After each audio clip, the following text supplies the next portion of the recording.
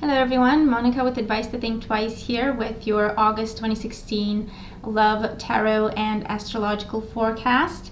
You will see the Tarot forecast in the first part of the video, and then you will see the Astrological forecast, okay, your love horoscope for the month, done by the beautiful Stormie Grace. And if you're interested in checking out her work, all her information is in the description box below. She's awesome. I love her. And we're going to go to the cards in just a second. This month I'm using the Romantic Tarot deck and the Whispers of Love Oracle cards. And stick around for the astrological forecast, because that's going to be great as well. So I hope you enjoy your readings. I hope you have a great month, and I'll talk to you soon. Take care. Hello Scorpio, and welcome to your August 2016 Love Tarot forecast. Bear in mind this is a general reading, so it may not apply to everybody watching. You can watch your moon and rising sign readings as well for additional messages. But just keep an open mind and take away the messages that do resonate with you in this general reading for the time being. So Scorpio, let's have a look at what is coming up for you in the month of August in terms of your love life. I do see that you may be struggling with some decisions or some changes, or struggling with something in general. I feel like there's a conflict going on between your head and your heart this month. But I do feel like, well, the cards show that you're going to overcome this conflict, so don't worry about it. Just do what you're guided to do and you'll be fine. The overall energy for you this month is the Eight of Swords. And so the Eight of Swords is a card that talks about censoring ourselves, feeling stuck, feeling trapped, feeling powerless, feeling like we don't have any options, feeling alone, feeling isolated. It's not a pretty energy. However, the message of the Eight of Swords is that we are not as stuck as we feel, or we are not as powerless as we feel we are. I feel that it's really important for you this month to try to look at things for what they are, okay? You may be extra sensitive this month, and that may cloud your judgment. Your emotions may overwhelm you. I feel like there's a need to balance your emotions this month, because I feel like you're either burying them or you're allowing them to overwhelm you. And that's where you get this feeling of being stuck and not having any options. In the first week, we have the Three of Swords, and the Three of Swords could talk about conflict. It could talk about heartache and a sense of loss. However, for the most part, I'm getting censorship, sacrifice, not feeling free to do what you want to do, okay? Feeling bound to something, feeling like you have to sacrifice something. If this is in existing relationships, I feel like you may feel that you have to do what your partner says. You may feel like you don't get a say in a situation. Again, with the Eight of Swords in your overall energy, I would say you're not really seeing things clearly. So before you jump to conclusions, really try to communicate with your partner. Or this may be your partner going through this, and it is them who needs to communicate with you, because you may not realize just how isolated or alone or powerless they feel this month or this particular week, especially if they are an air sign, a Gemini, a Libra, or an Aquarius. The Three of Swords could also talk about a sense of separation, a temporary separation happening, or a long distance relationship. And with the Eight of Swords, you feel stuck because you want to be in that relationship, but at the same time it's very difficult to be in that relationship. So there's a bit of a inner conflict going on between your head and your heart in the first week. And also you may find yourself isolated or feeling like you don't have possibilities, or you don't have options when it comes to love if you're single and looking.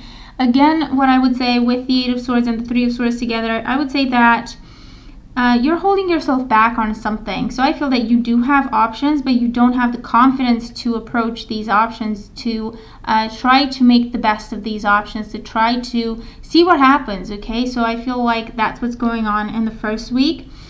In the second week, we have the Page of Wands, and the Page of Wands is communication, invitations coming your way, people reaching out, people asking you out on dates, people asking you to travel, or inviting you out, inviting you to get to know you better. This would be a fire sign person, an Aries, a Leo, or a Sagittarius. This person could be younger than you, or someone who's young at heart, someone who likes to have a good time and enjoys themselves. This person could be from overseas or from a different culture, because I feel like you are really, really challenged in the second week to step outside your comfort zone, to take this person's invitation, to accept their invitation, okay? Because I feel like you may be lacking the confidence, and maybe that's why the Page of Wands showed up. You may be lacking the confidence to do so. And so with the Page of Wands, you do need to step outside your comfort zone. You do need to be spontaneous, because that's the kind of effect they have on you, okay? So I feel like for the second week, some of you may be really working very hard to step outside your comfort zone and accept an invitation to go out. This is, for others, I feel like this is online communication.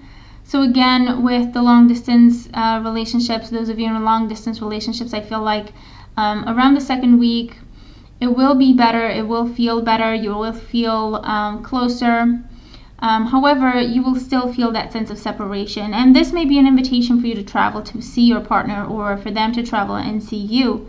In existing relationships, this is planning a trip. This is talking to friends and family about planning a visit. This could also be talks of children, and perhaps you're not really sure of what you want to do about that. You haven't made up your mind, but again, you feel like you can't really speak up because maybe your partner really, really wants them and you don't want to upset them. And just be mindful of the fact that you may be building up the situation in your head, and you may be making it worse than it actually is. So really, really communicate, open up to your partner, be open, be honest, and clear up communication, because that will prevent a lot of issues and problems in the future. In the third week, we do have the Seven of Wands, and the Seven of Wands is a card that talks about standing up for what you believe in, standing up for your relationship, protecting your relationship. The Seven of Wands, I feel for some of you, is also sticking to the plan. I feel that if there is separation between you and your partner for whatever reasons, for work or whatever other reasons, the third week is a week where I feel that you feel more confident, and you change your attitude. You say, you know what, I'm going to get through this because I know this is a strong relationship. This is worthwhile. And so I'm going to get myself through this. It's going to be okay. Because I do see long distance relationships being one of the focuses this month. And I do feel like the third week, like I say, is going to be based in confidence and strength and standing up for your relationship and believing in your relationship.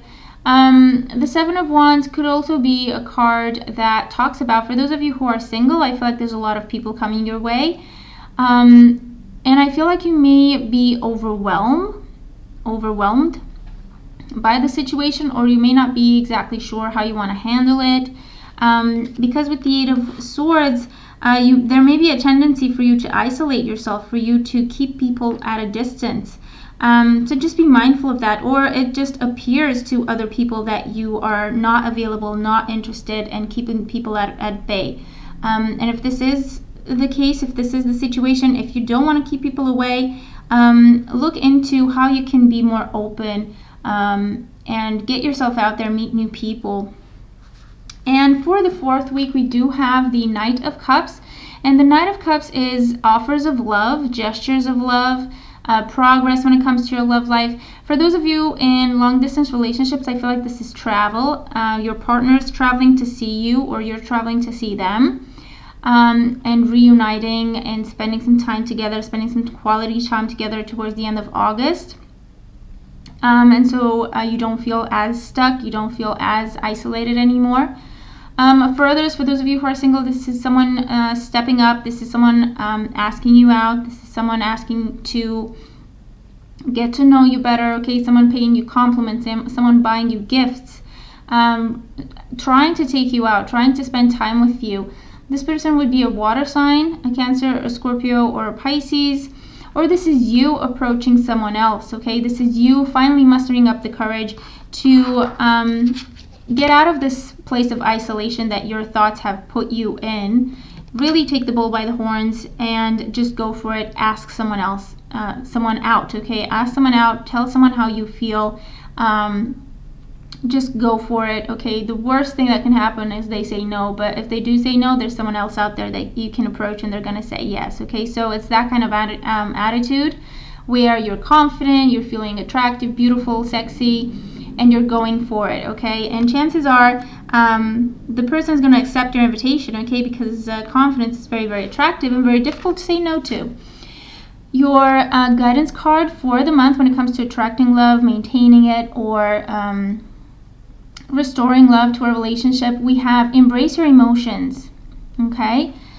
Don't push down your feelings or judge your emotions. So this is asking you to be true to yourself, okay? And I feel like ties in with the energy of the Knight of Cups, because you have two knights in the cards, I feel. Be true to yourself, honor your emotions. Don't look at the fact that you're sensitive as a weakness. Okay, this is who you are. Not everyone is so sensitive. You are a valuable person. You are a beautiful person. You have a lot to offer. So embrace that. Be proud of that. Okay, don't try to push it away. Don't try to hide it. Don't try to put up a tough front and a tough exterior because that's what you think people are drawn to or people are attracted to. This is asking you to be true to yourself, to speak your truth in a loving way, assert yourself in a loving way, pursue your happiness, okay? Life's too short for you to live in fear and doubt and anxiety. Whatever the case may be, embrace your emotions.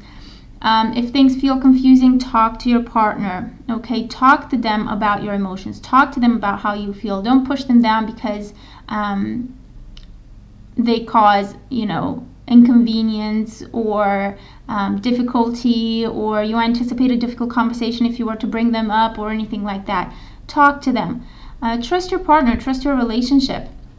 And for those of you who are single, like I say, embrace who you are. You're a beautiful person. Be confident and go for it. Pursue your happiness, okay? If you don't love yourself and respect yourself, how can other people do this, okay? And you respect yourself by honoring yourself enough to say, you know what, this is who I am, this is what I feel, this is what I want, and just go for it, okay? So that's the message for you this month. I hope that you enjoyed the reading. I hope it makes sense and that it helps. Thank you very much for being here. I hope you have a really beautiful month, and I'll talk to you soon. Take care.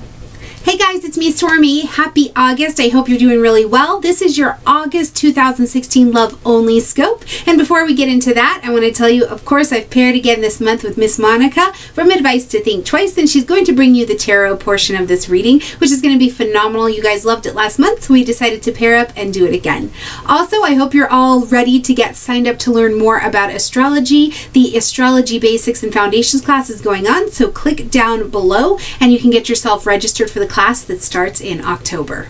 Alright, so this month, not only do we kick off the month with a new moon happening in our true love, beginning, creative expression, passionate romance sign of Leo, but then on the exact same day, Mars is moving into Sagittarius. When we want romance, we want pleasure, we want to do some of this love only kind of stuff, we really want to know what Mars is doing.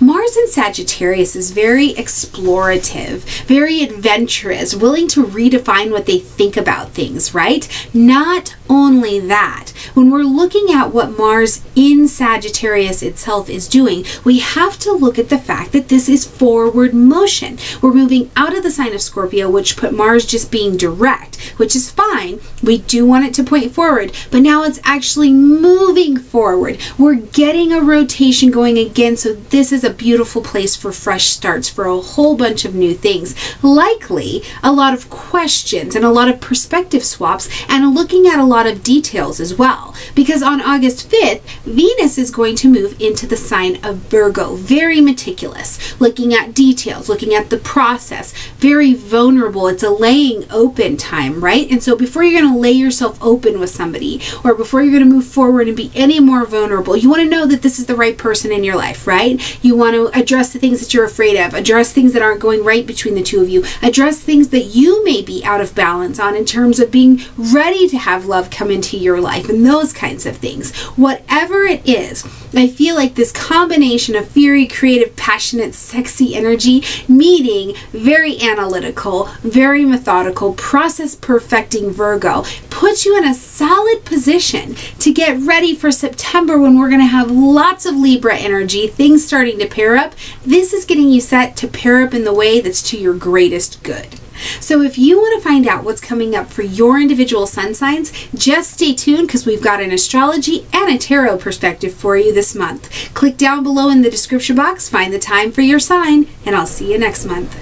Hi Scorpio, so I just love the energy of August for you. Between August 5th and all the way until the 29th, you've really got a busy time in your social life and in this place of like the long range goal situation. What do you want? Where do you want to go? And you're mixing, you're mingling, there's new people to talk to, there's new places to go.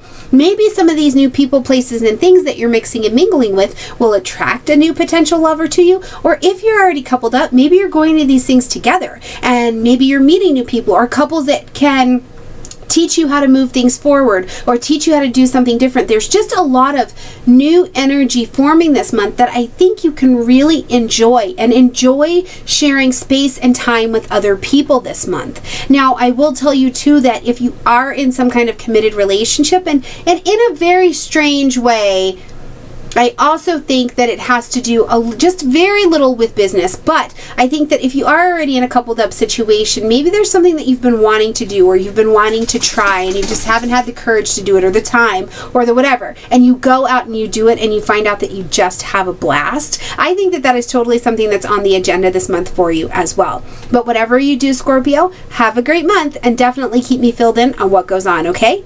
Bye, Scorp. Have a great month.